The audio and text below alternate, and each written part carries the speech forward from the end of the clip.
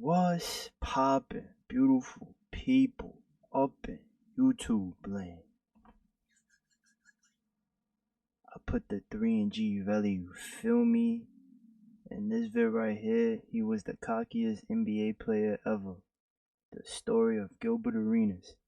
Now I could believe that, son. Gilbert Arenas, son, that nigga was so cocky, bro. That nigga used to tell niggas in their face like, "Yo, you ain't shit. I'm gonna give you 50," and then give niggas 50. But then the way he would do it, like so sarcastically, like I don't know, bro. The stories that I heard him, son. Even the joint with like when he got kicked out of the NBA with the whole guns joint, bro. Like it's like the way he used to like rile people up. Like I don't know, bro. Let's just get into it. I just want to hear the story now.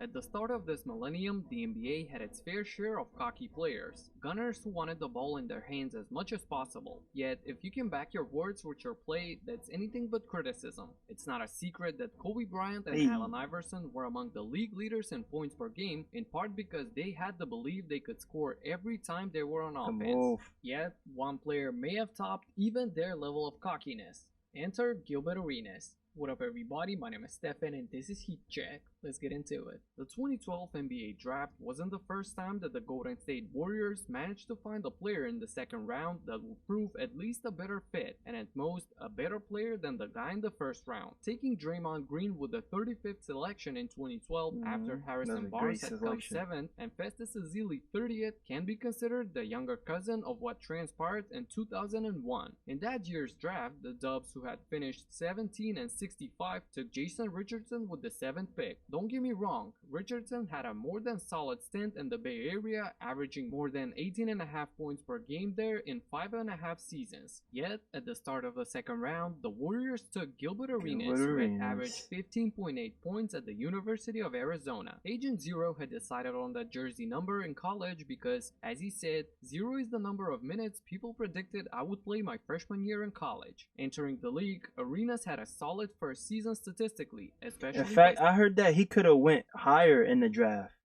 but he didn't do some shit that they didn't want. He didn't want to do something that they wanted him to do. Like how that like how you could be that sure of yourself, bro.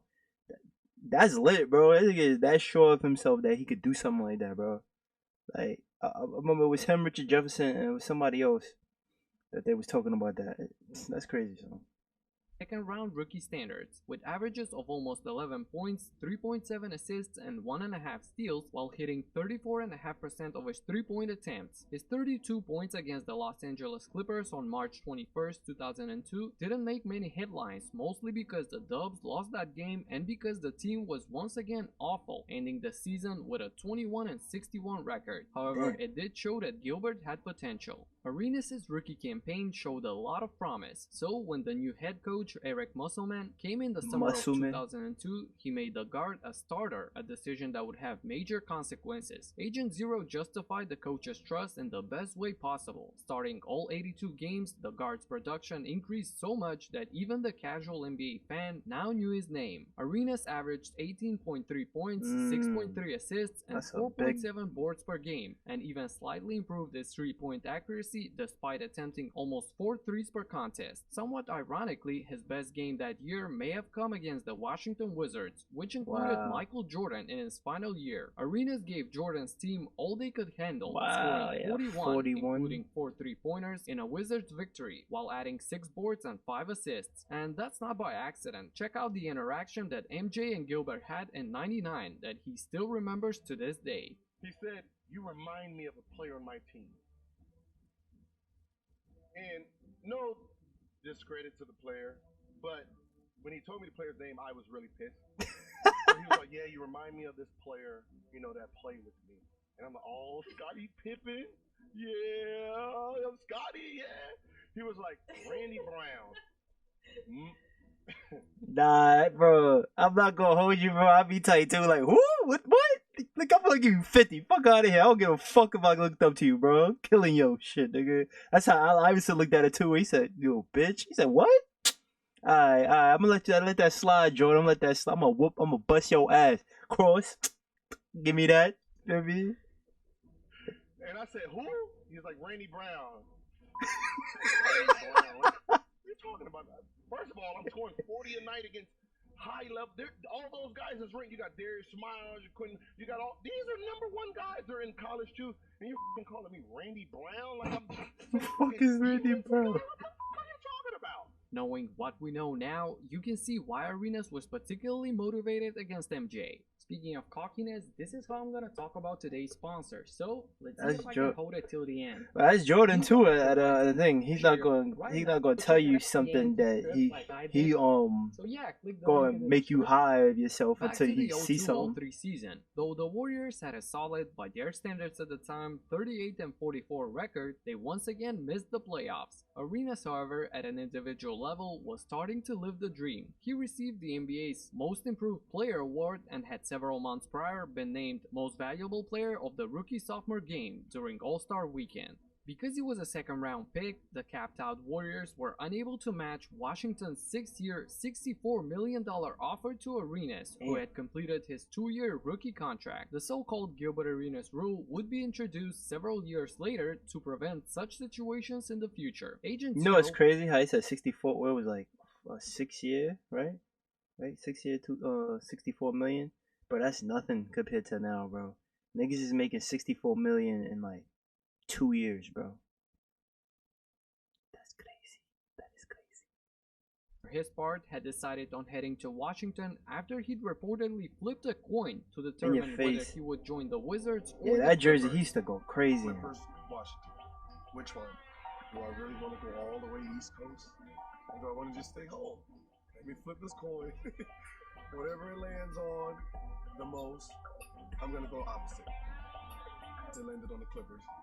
So, let's go to Washington.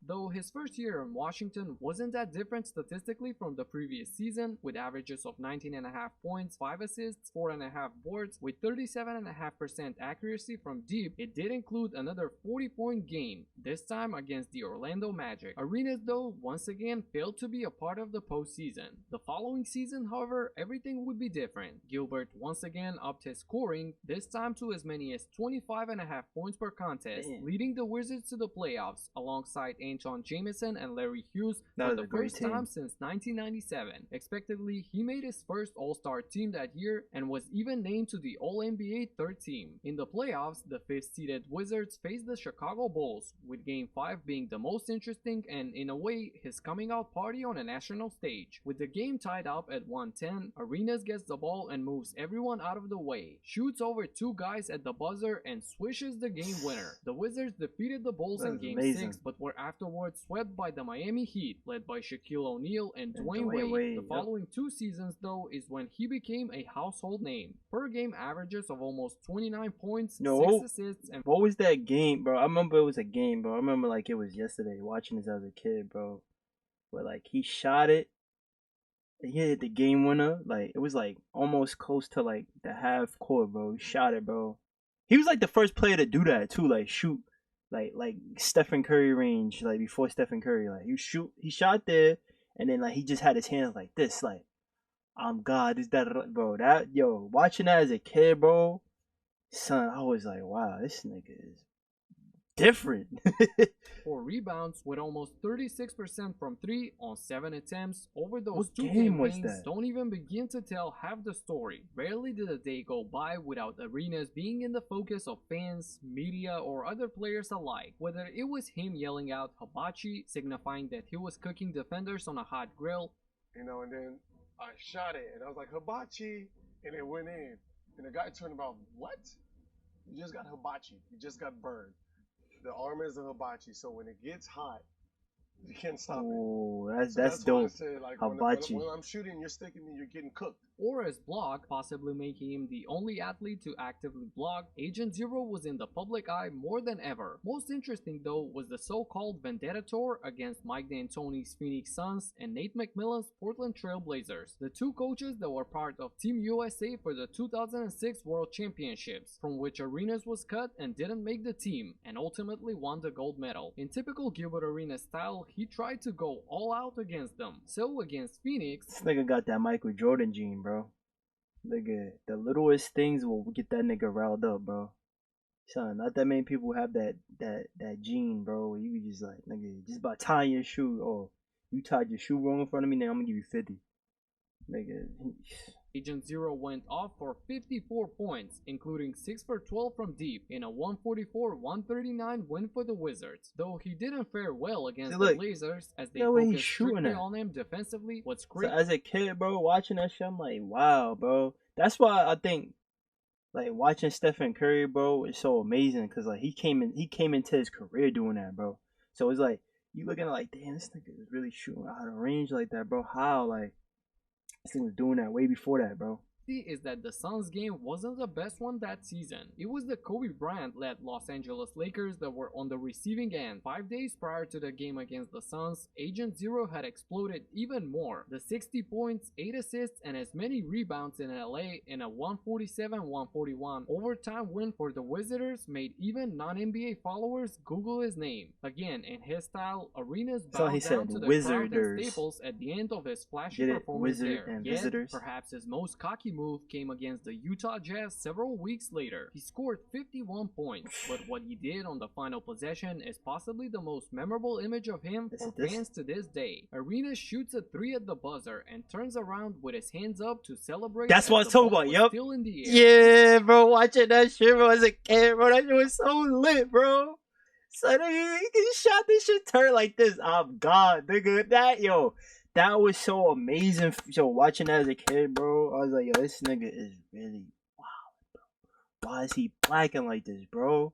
True trendsetter for today's NBA players, though we're yet to see this being done with the game on the line. Needless to say, Hibachi was an all-star both years, 2006 when he also made the All-NBA third team again, and 2007 when not only did he make the second team, but also finished 8th in the MVP race. Despite all of that, the Wizards never made it past the first round, because both years they were eliminated by the LeBron James-led Cleveland Cavaliers. The fact that the 2006 matchup is a highly memorable duel and that Arenas averaged 34 points over the 6 games was no consolation to both Agent Zero and the Wizards fans. The 34 points and 47.3 minutes per game averages even meant Gilbert was the playoff leader in those categories. When it comes to the 2007 sweep though, it is a result mostly of the sad fate that would plague Arenas perhaps until the end of his career. In April of 2007, right in the prime of his career, the guard injured his knee, which forced him to miss these playoffs. Not only that, but in 07-08 and 08-09, he would appear in just 15 games. In the 2008 playoffs, with Arenas limited to just 23.5 minutes a contest and 4 games, the Wizards lost yet again to LeBron's Cavs in the first round in 6 games. Despite that, the Wizards believed in Arenas, re-signing him to a 6-year, $111 million deal in the offseason. Things didn't go according to plan. That's still nothing compared to now. In 2009, mostly due to the aforementioned injury, the team didn't even make the playoffs. Nonetheless, 2009-2010 was supposed to be a different season. On December 18th, Gilbert reminded everyone of his abilities, scoring 45 against his former employer, the Golden State Warriors, in what would eventually turn out to be likely his last truly memorable game in a Wizards uniform. That was so because December also saw shockwaves around the league and even beyond. After an argument that started on the plane ride, Arenas and teammate Javaris Crittenton brought guns into the team's locker room. According to Caron Butler, like why, bro? This is what I be questioning high value men, bro. Like this nigga is a high value man, but at the end of the day, he still was like low value in certain aspects, bro, and like common sense. Like, come on, Gilbert, bro, you're the man, bro. Why the fuck? Like, I know you play around a lot, bro, but like y'all niggas was serious. Y'all was really serious about that. Niggas like, yeah, I got guns. This nigga gonna be like, nigga, I got guns too. And like, word? Nigga, the next day, y'all niggas come with guns, but what the fuck? Why? Look at this in my locker, nigga. I got this shit. Look at it, bro. Why? Who was part of the team at the time, Gilbert told Javaris, "Hey, come pick one." While pointing to the weapons, he added, "I'm going to shoot you with one of these." His decision to point finger guns in the air during a home introduction after the incident and with the investigation still underway by the league made matters even worse. The NBA suspended both without pay for the remainder of the season. Though Arenas would express remorse, he was given 2 years probation. Now is the right time to mention that Crittenton was not someone to mess around with. In 2015, he pleaded guilty guilty to voluntary manslaughter in 2011, killing a 22-year-old mother of 4. As part of the plea deal, Wow. Crittenden was sentenced to 20. This nigga was. See, that's what I'm saying, bro. This nigga's super low value, bro. He's your teammate too, bro. You sure already knew this nigga's kind of off the hinges, bro.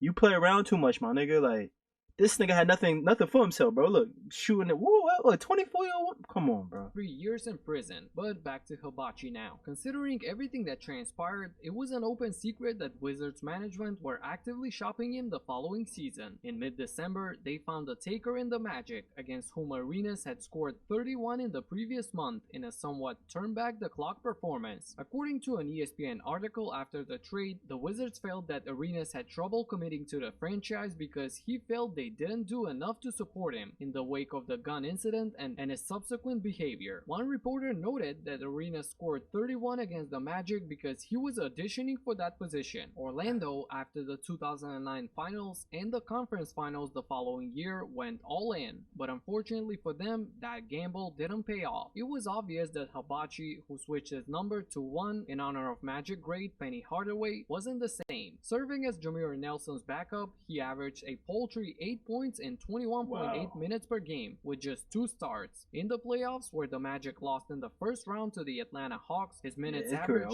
even fell to 16. So, after the 2011 lockout, it wasn't that surprising that the Magic waived them via the amnesty clause. His last career stops were an uninspiring and brief stint of just 17 games with the Grizzlies in Memphis, which saw another first-round playoff loss, as well as a season in China. Though his playing days have been over for more than half a decade, Arenas has stayed relevant thanks mostly to his No Chill podcast. Also, he's still in contact with current players. A good example of that is his communication with Dwight Howard. As he posted on his Instagram after the Lakers championship this year, Howard asked him last summer what he would need to do to become a champion, to which Arenas said he needed to win the mental battle he would see when he put on the Laker uniform. Gilbert added in the post, "Congratulations champ, you passed the test." He's in touch with LeBron too, as he showed recently again on Instagram in a post in which he praised James's ability to consume information. In the end, the debate will live on, whether the knee injury or the gun incident was the key development that derailed what should have been, in all likelihood, a Hall of Fame career. As is usually the case, the truth lies somewhere in the middle, meaning that it was probably a combination of both things. Despite that, Arenas is and will be rightfully remembered as one of the most electric scorers, a player who, together with Kobe, The Answer, and some other players from that era, made it cool to be cocky on the court. That may be the ultimate sign of confidence, especially if your words are followed by buckets, as was the case on many occasions with Agent Zero. That concludes the video for my all-time favorite player, Gilbert Arenas. That's it for now. Subscribe and talk to you in the next. Nah, bro. I think it was both that hindered his career. That knee injury was one thing, but then what's that whole gun shit is like, bro. That fucked up everything, bro. Because legit, Gilbert probably could have been still playing right now, like, or he could have been playing on like a crucial LeBron team, bro. Like getting like the bare minimum, being on the Heat or some shit. Imagine being on there, bro. Playing with like Ray Allen. That's another nigga that LeBron could just pass so he could shoot. Like, you feel me? Those are crucial buckets. So I don't know, bro. But I just like I said earlier, like that shot, bro. As a kid watching that, son, that shit was amazing, bro. Still remember that drink to this day. To this day, you feel me? But yeah, man. Gilbert Arenas was that guy, bro. At one point, he's that guy at one point, bro. He still getting niggas buckets. I feel like in a pickup game, I feel getting niggas buckets right now. But it's your boy G. I'm out of here. Peace.